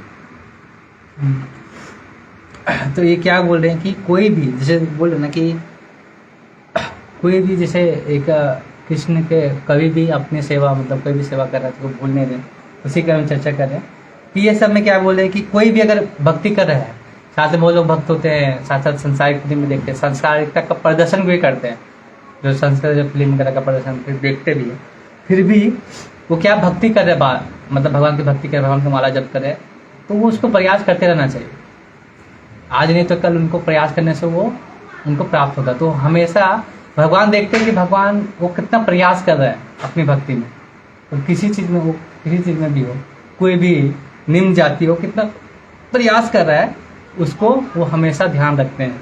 तो अगर किसी लिए इस दुख में नशा से आने के बजाय तुम मेरी प्रेमा में ही सेवा में लगे रहो, मतलब बोल रहे हैं क्या, मेरी प्रेमा भक्ति सेवा करो, मैं तुम्हें इस जगत से निकालने का पूरा प्रयास करूँगा। तो वो हमेशा वो तो इसी चिंतन में रहता है, मैं अपना मन सदैव मेरे चिंतन में लगाओ। बोल रहे हैं मेरे भक्त बनो, मुझे नमस्कार करो, मेरी पूजा करो, इस प्रकार मुझमें पूर्णतः लीन होने पर तुम निश्चित मेरे पास आओगे। वो क्या कर रहे हैं, गारंटी दे रहे कि तुम मेरी भक्ति में सेवा में लगो, सेवा करो, निश्चित ही मैं तुम्हें वापस लेके जाऊँगा। इस श्लोक में ही बता। नेक्स्ट पढ़ेंगे।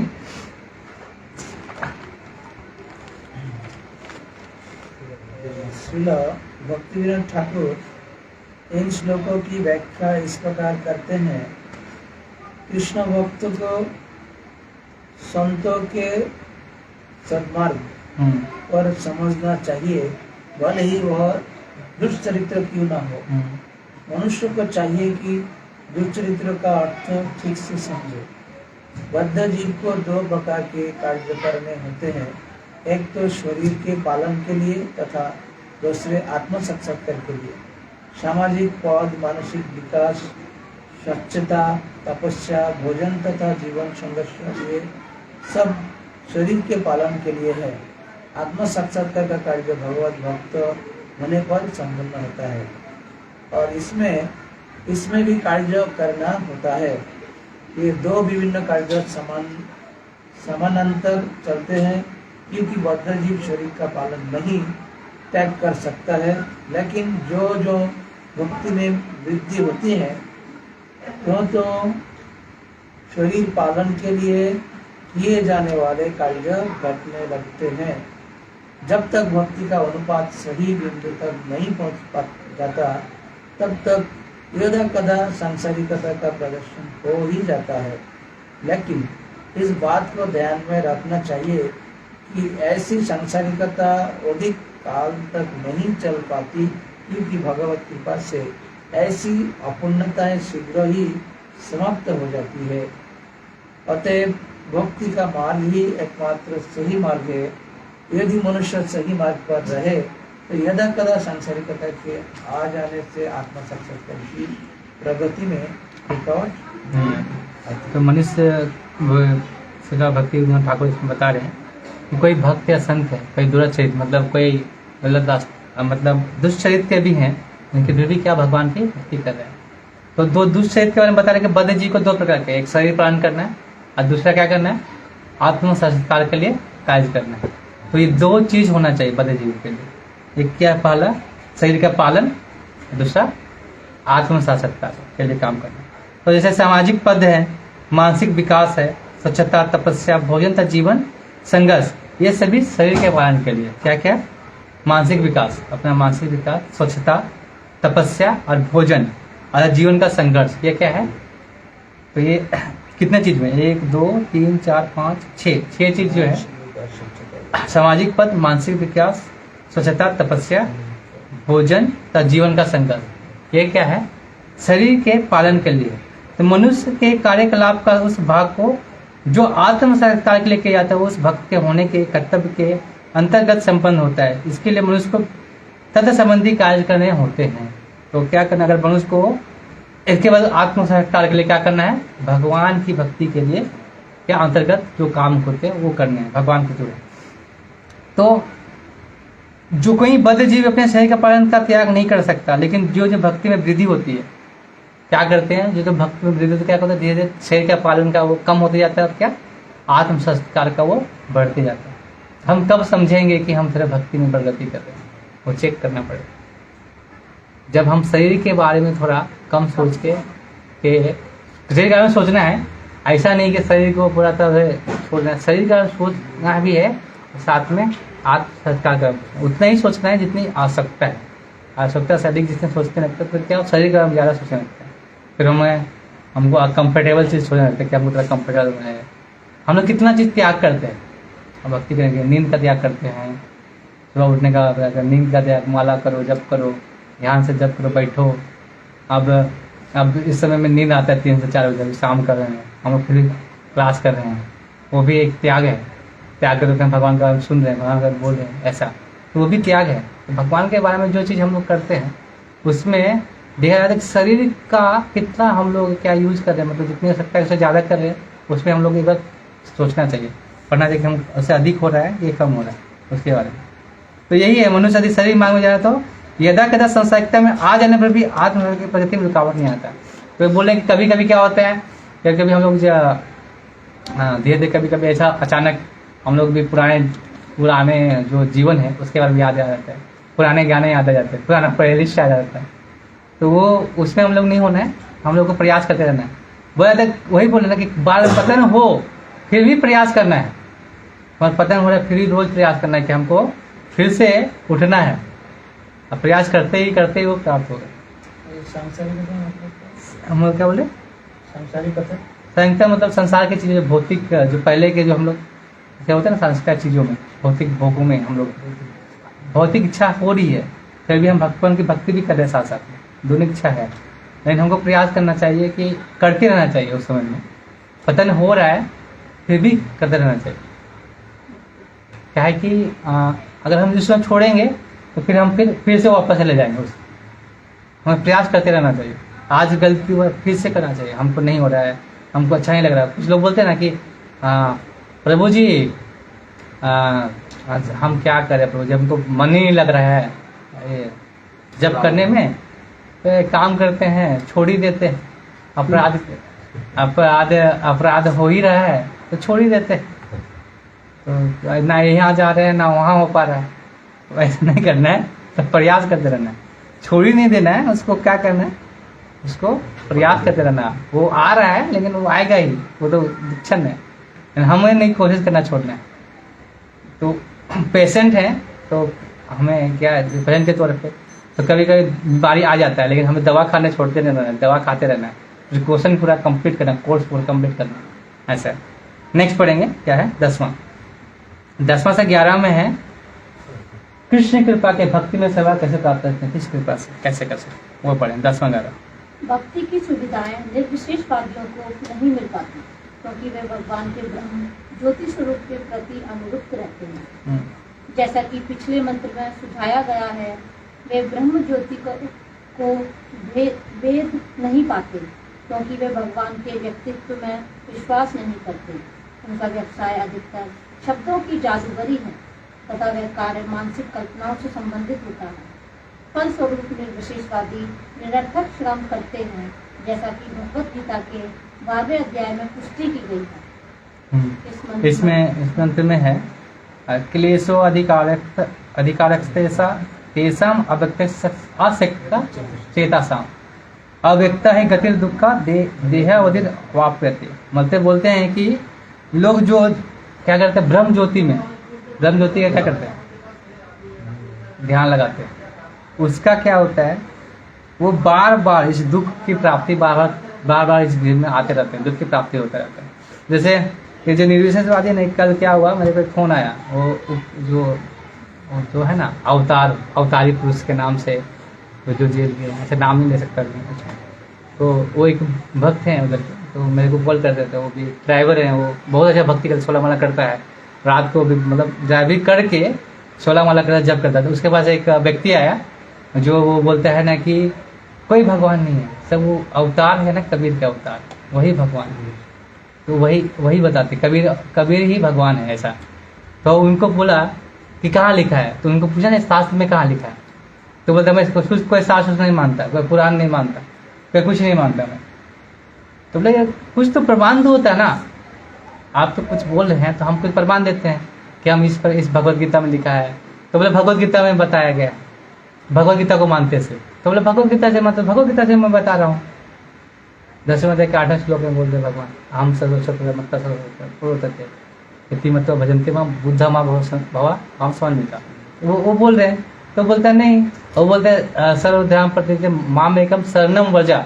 वो बोल रहे हैं शरणम मेरे शरण में जाओ। वो बोले कि जो ब्रह्म है उसके बारे में बोल रहा है, कृष्ण के जो अंदर जो ब्रह्म है उसके बारे में शरण करने के लिए बोल रहा है। वो मानने को तैयार नहीं। हम बोले ऐसे लोगों को छोड़ो, ऐसे लोगों को बताने से फायदा नहीं। वो क्या कि घुसा हुआ उसके अंदर वो फिलोसफी बताया, उसका फिलोसफी उनका है कि वो कबीर ही एक तार है और कोई ऐसा नहीं है। बोलते हैं कि हरियाणा में पर्याप्त, हरि जो है हरियाणा में प्रकट हुए हैं। हरियाणा समझ हरियाणा से थे। हरियाणा है ना, हरियाणा तो हरियाणा में प्रकट हुए। ऐसा फिलोसफी देते हैं लोग भी, फिर भी पागल हैं कि उसमें घुसे हुए हैं, उसको मतलब मानते हैं। बताए मतलब ऐसा दृढ़ निश्चय लिए वो बता रहे हैं कि हम लोग आए हैं, ऐसे वो नहीं मान रहे। तो कितना खराब फिलोसफी, मतलब मायावाद कितना भयंकर फैला हुआ है। मतलब उसके अंदर ऐसा घुसा है, उसको कितना बताया समझ नहीं आया, उसको मानने को तैयार नहीं है। हम तो ठीक है भाई, तो जो कर रहा है करो। फिर उसको बोला कि उसको समझाइए मत, उसको जो करना है करने दीजिए। उस समय एक बार जब वो ठोकर खाएगा तब फिर आएगा तब बताइए, फिर उसको जो करना भी करने दीजिए। वो बोल रहे, उसको बोल रहे हैं कि वो जो भक्त हैं उनको बोल रहे हैं आप गलत रास्ते में हैं, आप जो कर रहे हैं गलत रास्ता है, ये ऐसा नहीं है। कभी वही भगवान है के अवतार और कोई नहीं, कोई इस संसार में। तो जेल में क्यों है, जेल से निकल क्यों नहीं पाया? बहुत किताब बांट रहे हैं। हाँ बांट रहा ना, एक कौन सा गीता बांट रहा था, कोई गीता का नाम था ना, आपने मन हाँ ये था, कोई गीता बांट रहा था, कौन सा गीता है ना, गीता का नाम है वो गीता बांट रहा है फ्री में। हाँ उनका नेटवर्क बहुत जगह हाँ बहुत बेहद भयानक फैला है, बहुत बांग्लादेश में है वो। बताएंगे, नाम बताएंगे, इसके बाद नाम बताएंगे ऑनलाइन के बाद। ठीक है, नेक्स्ट पढ़ेंगे 11वां। इस मंत्र में प्रस्तावित सारी सुविधाएं परम सत्य के साकार स्वरूप के निरंतर सान्निध्य द्वारा आसानी से प्राप्त की जा सकती है। भगवत भक्ति अनिवार्यतः भक्त द्वारा संपन्न 9 दिव्य क्रियाओं से युक्त होती है। पहला, भगवान के विषय में श्रवण। दूसरा, भगवान का गुणगान। तीसरा, भगवान का स्मरण। चौथा, भगवान के चरण कमलों की सेवा। पांचवा, भगवान की पूजा। छठा, भगवान की प्रार्थना। सातवां, भगवान की सेवा। आठवां, भगवान के साथ साख्य भाव का आनंद लेना तथा नौवां, भगवान को सर्वस्व समर्पण करना। भक्ति की ये 9 सिद्धांत चाहे एक एक करके लिए जाएं या सभी इकट्ठे लिए जाएं, भक्त को ईश्वर के नित्य संपर्क में बने रहने में सहायक बनते हैं। इस प्रकार जीवन के अंत में भक्त भगवान का स्मरण आसानी से कर सकता है। इन 9 सिद्धांतों में से किसी एक को ग्रहण करके निम्नलिखित सुविख्यात भक्तों ने सर्वोच्च सिद्धि प्राप्त की। महाराज परीक्षित ने, जो श्रीमद् भागवत के नायक है, श्रवण द्वारा वांछित फल प्राप्त किया। श्रीमद् भागवत के वक्ता शुकदेव गोस्वामी ने भगवान के गुणगान द्वारा सिद्धि प्राप्त की। अक्रूर जी ने प्रार्थना करके वांछित फल पाया। प्रहलाद महाराज ने स्मरण द्वारा मनोवांछित फल पाया। पृथु महाराज ने पूजा द्वारा सिद्धि प्राप्त की। लक्ष्मी जी ने भगवान के चरण कमलों की सेवा करके सिद्धि पाई। हनुमान जी ने साक्षात भगवान की सेवा करके वांछित फल प्राप्त किया। अर्जुन ने भगवान की मित्रता द्वारा वांछित फल पाया। महाराज बलि ने भगवान को अपना सर्वस्व अर्पित करके वांछित फल प्राप्त किया। जो नौदा भक्ति है उसके बारे में चर्चा करें। इसमें नौदा भक्ति में क्या है? सर्वनम कीर्तनम स्मरणम पाद सेवनम अर्चनम, फिर क्या है? प्रार्थना, वंदनम, दास्यम, सख्यम और आदमी। तो हर इसमें एग्जाम्पल भी है कि कोई उसको पालन करके कैसे भगवत भक्ति प्राप्त किया। तो नौदा भक्ति में सबसे सुन सर्वनम कीर्तन, सबसे पहले क्या बोला? सुनना। सर्वनम बोल रहे हैं पहला, और कीर्तन वो मुख्य है। तो क्यों बोले? वही हम लोग जो हमारा जो मूवमेंट है वही है सबसे पहले, श्रवण और कीर्तन करना। तो श्रवण में जब जो कौन श्रवण करके सबसे आगे आया? परीक्षित महाराज के बारे में बोल सकते हैं। परीक्षित महाराज श्रवण करके भगवत भागवतम सुन के ही ना उस आध्यात्मिक जगत को गए। उससे दूसरा कौन है? भगवान नाम का कीर्तन। कौन कीर्तन करके गए? सुखदेव गोस्वामी। और भी है बहुत सारे कीर्तन, बहुत सारे लोग और भी भगवान को भजन करके कीर्तन करके। मीराबाई को बोल सकते हैं कीर्तन करके थे भगवान का। तुकाराम महाराज, बहुत सारे लोग हैं। और उसके बाद है भगवान का स्मरण। कौन किया भगवान का स्मरण? प्रहलाद महाराज। हाँ, प्रहलाद महाराज। गुणगान अक्रूर जी प्रार्थना है ना, थर्ड में से लिख दिया। प्रार्थना में अक्रूर जी हैं, वंदनम करते हैं। और स्मरण में प्रहलाद महाराज है। और जब अर्चना करके अर्चनम पृथु महाराज के रूप में। और पाद सेवन कौन करते रहते हैं भगवान के? लक्ष्मी जी करते रहते हैं। और दास से भाव में हनुमान जी। और साख्य भाव में अर्जुन। और 9वां है बलि महाराज आत्मनिवेदन वाला कैसे समझ सकते हैं? कैसे वो आत्मनिवेदन किए? क्योंकि अपने आप को सब कुछ समर्पित कर दिया। उन्होंने मांगा, उसने भगवान के लिए गुरु भी उसके समक्ष में उनके रुकावट आया तो गुरु को भी उन्होंने त्याग कर दिया। तो उसमें क्या दिखाता है कि अगर भगवान के बीच में कोई भी है तो उसका त्याग करना चाहिए। तो वही बोलते हैं कृष्ण के बारे में, जो कृष्ण के लिए जो इम्पोर्टेंट है वही चीज़ को पकड़ना चाहिए और बाकी चीज़ को छोड़ देना चाहिए, तुरंत छोड़ देना चाहिए। कृष्ण भक्ति में कोई बाधक मिले ऐसा। नेक्स्ट है, पढ़िए। 12वां में है भागवतम में कहाँ का वर्णन किया जा रहा है भागवतम के माध्यम से? इस मंत्र की तथा एक तरह से वैदिक स्रोतों के समस्त मंत्रों की व्याख्या वेदांत सूत्र में सारबद्ध है और श्रीमद् भागवतम में समुचित ढंग से विवेचित है। श्रीमद् भागवत वैदिक ज्ञान रूपी वृक्ष का पक्का फल है।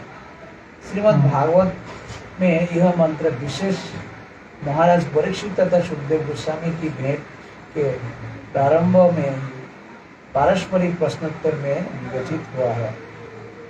भगवत विज्ञान का श्रवण तथा कीर्तन भक्ति का मूल है। महाराज परीक्षित ने संपूर्ण भागवत सुनी और सुखदेव गोस्वामी ने सुनाई। महाराज परीक्षित ने सुखदेव से पूछा था क्योंकि वे अपने समय के किसी भी महान योगी या अध्यात्मवादी से बड़े गुरु थे। महाराज परीक्षित का मुख्य प्रश्न था, प्रत्येक मनुष्य का विशेषतः मृत्यु के समय क्या कर्तव्य है? सुखदेव गोस्वामी ने इसका उत्तर आर्ट ऑफ डाइंग शब्द में कि मरने के समय हमें क्या करना चाहिए वो लिखा है। तस्माद भारत सर्वथा भगवानीश्वरे हरि तवाकृत अभ्यम। प्रत्येक व्यक्ति को जो समस्त चिंताओं से मुक्त होने का इच्छुक है, चाहिए कि वह पूर्ण पुरुषोत्तम भगवान के विषय में सुने, उनका गुणगान करे और उनका स्मरण करे, क्योंकि भगवान सभी वस्तुओं के परम निर्देशक, समस्त कष्टों को हरने वाले तथा समस्त जीवों के परमात्मा है। तो ये जो मंत्र है, जो श्रवण कीर्तन, जो हम लोग अभी जो पढ़े ना, वंदनम 9 भक्ति के बारे में बताया गया, तो भागवतम को ये बता रहे हैं कि यह भगवत विज्ञान का श्रवण कीर्तन का भक्ति का मूल सिद्धांत है। श्रवण कीर्तन मूल सिद्धांत है। आगे वैसे अर्चनम वंदनम कर सकते हैं, वो बहुत ज़्यादा क्या है, सिस्टमेटिक है, बहुत ज़्यादा शुद्ध करता है। तो श्रवण कीर्तन के माध्यम से शुद्ध होके बाद में हम लोग अर्चनम कर सकते हैं, लेकिन जो श्रवण कीर्तन मेन है।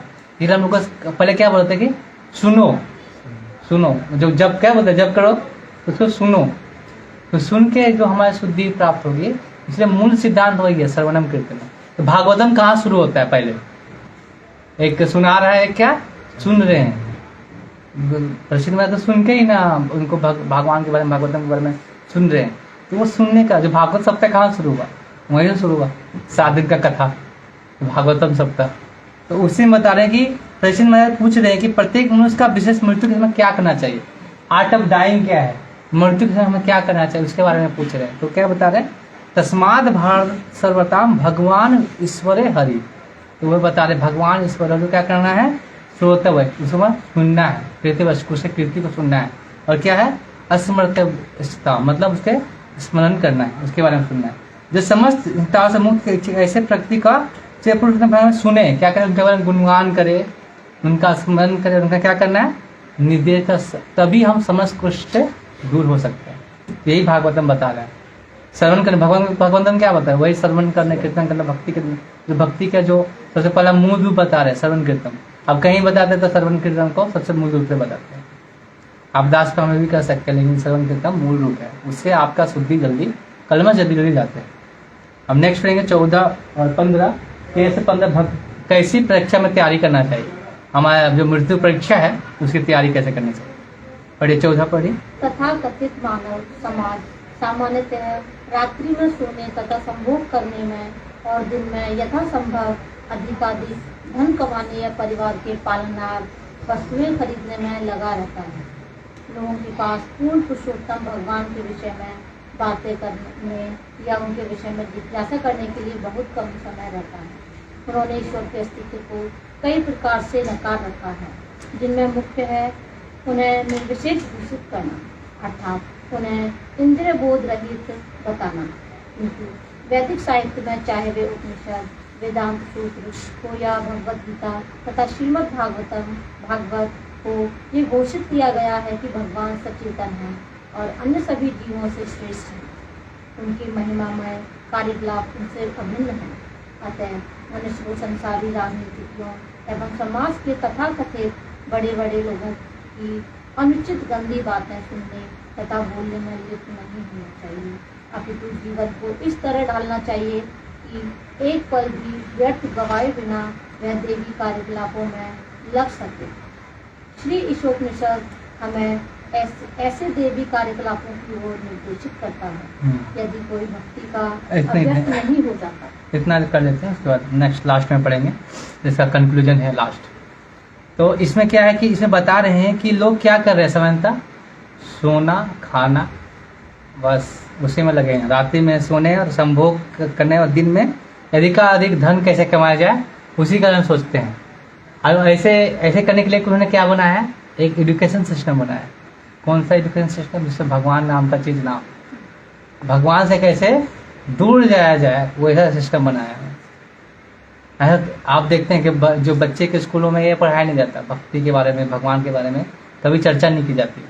आज बहुत सारे स्कूलों में तो भगवान के जैसे कोई त्यौहार है, हिंदू सनातन, वो लोग छुट्टी भी नहीं देते। तो उसको क्या है, हम ही लोग डाल रहे हैं, या हम ही लोग उसको आदत डाल रहे हैं कि भगवान का नाम मत सुनो, भगवान में नहीं करना के। वो लोग क्या कर रहे हैं, दिन अगर जो टाइम बच रहा है और रात सोने में या कैसे हम अपने आप को कैसे संभोग कैसे कर सके अच्छी तरह से, उसके बारे में सोचने में टाइम निकालता है। और जो टाइम बचता है उसको पैसा कमाने में, धन दौलत कराने में, उसी में पूरा जीवन बिता रहे हैं और कुछ नहीं सोच रहे। उन्होंने सोचा कि मृत्यु समय हमको क्या सोचता है, हम वो नहीं सोच रहा है कि हमको मृत्यु के समय में क्या क्या करना चाहिए। और वो क्या कर रहा है, इस ईश्वर को निर्विशेष घोषित कर दे रहा है। बोला है कि भगवान का कोई स्वरूप नहीं, कुछ नहीं है, वो दिखते ही नहीं तो कैसे हम मान लें। तो नास्तिक प्रवृत्ति में जा रहे हैं। अपने धर्म को इंद्रिय बोध जितना क्या कर, जितना इंद्रिय भोग कर सके वही। तो राजनीतिक है, पॉलिटिक्स है, धार्मिक व्यक्ति भी वही कर रहे हैं। तथा कथित बड़े लोग भी यही कर रहे हैं। इंद्रिय भोग कैसे कर सके, कैसे संभोग कर सके, कैसे अपने आप को पैसे में कैसे आर्थिक से कैसे बन सके, अर्थ कैसे कमा सके, उसी के बारे में सोच रहे हैं। तो लोगों को क्या बताया जा रहा है कि जो यहाँ कुछ भी है सब शून्य है। अगर सब कुछ शून्य है तो भौतिक जीवन वही ज़्यादा आकर्षक है। ऐसे सबको बताया जा रहा है ना कि भगवान का कोई अस्तित्व नहीं है, भगवान का कोई रूप नहीं है, तो कुछ आकर्षक लगता ही नहीं ना। जैसे किसी को पता होगा गोलोक वृंदावन इतना आकर्षक लगता है, जैसे हमको बताया गया है, तभी ना हम सोच रहे हैं कि हाँ हमको जाना है। तो उनको पता ही नहीं कि वो आकर्षक है। जैसे लोग बोलते हैं भौतिक जीवन ही आकर्षक है, वहाँ पे आकर्षक नहीं है, तो इसलिए कुछ आकर्षक मान रहा है ना। तो आकर्षक मान रहा है तो उसी को में लगा हुआ है, उसी को जीवन को कैसे जिया जाए, उसी को कैसे थमा जाए, उसी में लगा हुआ है। इसीलिए इसी को आकर्षक मानते हैं। तो वही इसी में कैसे आकर्षक बनाया जाए वही काम कर रहे हैं। तो दैविक क्रियाकलाप सब में उसे में छोड़ दिया, सब मटेरियल डिजायर में लिप्त है। इसी कारण से बना हुआ है। तो इसी श्री ईशोपनिषद यही कहते हैं, इस सब चीज को दैविक कार्यकलाप में कम से कम लगो। नेक्स्ट पढ़ेंगे लास्ट। यदि कोई भक्ति का अभ्यस्त नहीं हो जाता तो वह मृत्यु के समय क्या स्मरण रख पाएगा, जब शरीर छिन्न भिन्न हुआ रहता है, और वह किस तरह परम शक्तिशाली भगवान से अपने यज्ञों का स्मरण करने के लिए प्रार्थना कर सकेगा। यज्ञ का अर्थ है इंद्रियों को उनके स्वार्थ से रोकना। अपने जीवन काल में इंद्रियों को भगवान की सेवा में लगातार इस कला को सीखना होता है। मृत्यु के समय ऐसे अभ्यास के फलों का सदुपयोग किया जा सकता है। तो इसमें बताया जा रहा है कि यदि कोई भक्त के अभ्यस्त नहीं है तो लास्ट में कैसे स्मरण कर सकता है। जैसे आप कोई एग्जाम देते हैं तो आप एग्जाम में कोई चैप्टर पढ़ा ही नहीं, जिस चैप्टर को आप उस चैप्टर का बताया पूछा जाए तो कैसे बताएंगे, आप पढ़े ही नहीं। तो ये भक्ति है, आपने कभी उसकी प्रैक्टिस नहीं की, कभी उसके बारे में पढ़ा नहीं, उसको जाना नहीं, तो कैसे आप विश्वास करते हैं कि स्मरण के लास्ट में हमारा स्मरण हो जाएगा भक्ति के बारे में, कैसे होगा। तो इसीलिए बोलते हैं कि परम शक्तिशाली भगवान अपने यज्ञों का स्मरण कराने के लिए प्रार्थना कर सके। इसलिए इसमें इस मंत्र का जो मूल तत्व है यही है कि हम भगवान को प्रार्थना कर रहे हैं कि बलशाली भगवान, मुझे जब मैंने आपका यज्ञ संपन्न किया, जब मैंने आपका सेवा की है, उसको मुझे स्मरण कराएं, उस शक्ति का जो मैंने सेवा किया है उसका स्मरण कराएं। हम नहीं भूल जाते, भगवान कभी भूलते नहीं है ना, तो स्मरण करने की प्रार्थना करनी चाहिए हमें। तो उसमें हमको वे दिखाए तो कम से कम वो भाव में पहुँच जाए। तो यज्ञ का अर्थ होता है, यहाँ पर यज्ञ का अर्थ बता रहे हैं कि इंद्रियों के उनके स्वार्थ से रोकना। इंद्रियों को जो इंद्रिय चाहते हैं ना, स्वार्थ चाहते हैं, उसको रोकना। इंद्रियों को कहाँ लगाना, इंद्रियों को मनुष्य को अपने जीवन काल के दौरान इंद्रियों को भगवान की सेवा में लगाकर रखना, मतलब उनकी सेवा में लगाने की कला को सीखना। मनुष्य को मृत्यु के समय ऐसे अभ्यासों का फलों का सदुपयोग कर सकता है, तभी जाके हम मृत्यु के समय उस भगवान का स्मरण कर पाएंगे। जब जीवन भर हम क्या करेंगे, प्रैक्टिस करेंगे। जो आपने बताया मैंने, कुछ भी हो कृष्ण संबंधी से हमें सोचना चाहिए, कृष्ण संबंधी है कि नहीं। हमें हमेशा देखना चाहिए कि हम कितने कृष्ण संबंध से कार्य कर रहे हैं, कृष्ण संबंध के लिए कर रहे हैं कि ऐसे देखना चाहिए। हमारा वही मुख्य लक्ष्य होना चाहिए। इसी मंत्र से हमको बताया जा रहा है कि हमें भगवान से भी प्रार्थना करके हमें उस यज्ञ का स्मरण करें। कितना बार बोल रहे थे कि मैं एक बार फिर से अनुवाद पढ़ता हूँ। इस क्षण भंगुर शरीर का भस्म हो जाने दे और प्राण वायु को पूर्ण कोष में विलय हो जाने दे। अब ये भगवान मेरे समस्त यज्ञों का स्मरण करें, चूंकि आप परम भोक्ता हैं, अतएव मैंने आपके लिए जो कुछ किया उसे स्मरण कर। क्या बोल रहे हैं, ओम कृतो स्मरा कृतम स्मरा कृतो स्मरा बार बार बोल रहे हैं कि मुझे स्मरण कराएं, क्योंकि हम नहीं कर पाते, भगवान मेरे को स्मरण करेंगे जो ने मैंने किया है भक्ति में सेवा। हरे कृष्णा। तो अभी एक समाप्त होता है 17वां, एक श्लोक और बचा है, एक मंत्र बचा है अभी उपनिषद का, लास्ट है, उसके बाद आपका एग्जाम होगा। तो आप लोग जो ऑनलाइन भी सुन रहे हैं, ऑफलाइन भी हैं जितने लोग, तो क्या आप डेट बताएं कि संडे को होना चाहिए कि मंडे को?